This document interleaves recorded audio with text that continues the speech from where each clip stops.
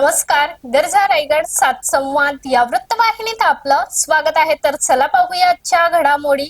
विजयाची औपचारिकता बाकी, असे प्रतिपादन जांभूलपाडा ग्रामस्थांनी प्रचारादरम्यान केले.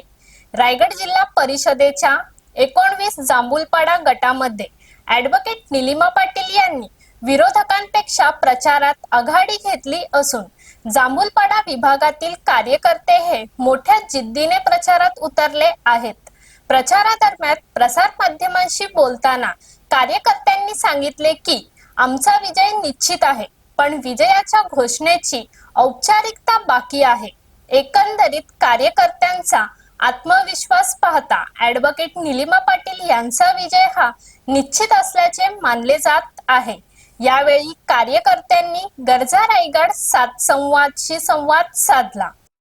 गेली 4-5 दिवस तुम्ही प्रचारात फिरतात आणि एकंदरीत वातावरण कशा प्रकारचं आहे? या ठिकाणी या परिसरामध्ये आदरणीय लोकसभेचे खासदार धैर्यशील दादा पाटील यांनी या परिसरामध्ये अनेक विकासाची कामं या भागामध्ये केलीत. खास करून आमच्या वहिनी ज्यावेळी जिल्हा परिषदेच्या अध्यक्ष होत्या, त्यांनी या भागामध्ये ग्रामीण भागामध्ये आमचा पाण्याचा प्रश्न फार होता.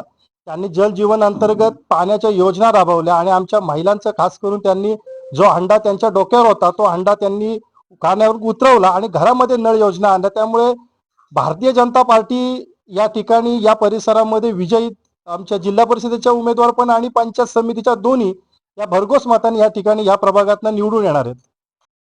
या मतदारसंघामध्ये ज्या उमेदवार उभ्या आहेत त्या उच्च शिक्षित आहेत. ॲडव्होकेट निलिमाताई पाटील आणि जिल्हा परिषदेच्या सभागृहामध्ये जाताना ज्याचं शिक्षण हे वाघिणीचं दूध आहे आणि जे दूध पितं ते निश्चितच गुरगुरतं. जिल्हा परिषदेच्या सभागृहामध्ये आमच्या निलिमाताई निश्चितच आवाज उठवतील.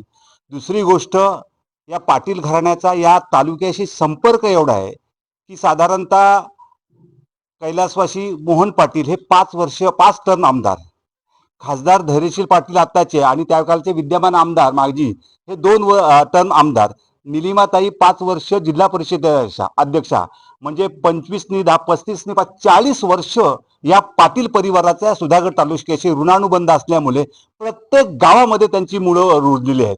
विशेष करून एक उच्च शिक्षित उमेदवार असल्यामुळे संपूर्ण आजतागायत ज्या मतदारसंघातून गेलेल्या जिल्हा परिषदेच्या उमेदवारांची कामं केली त्याच्यापेक्षा जास्त कामं होती, हा सर्वसामान्य मतदाराची अपेक्षा आहे. म्हणून आज तुम्हाला जो पाठिंबा दिसतो, आज उत्स्फूर्तपणे जे शेकडो हजारोच्या संख्येने लोक दिसतात त्याच्या पाठीमागं त्यांच्या पाटील घराण्याने केलेले सेवेचं फळ आहे.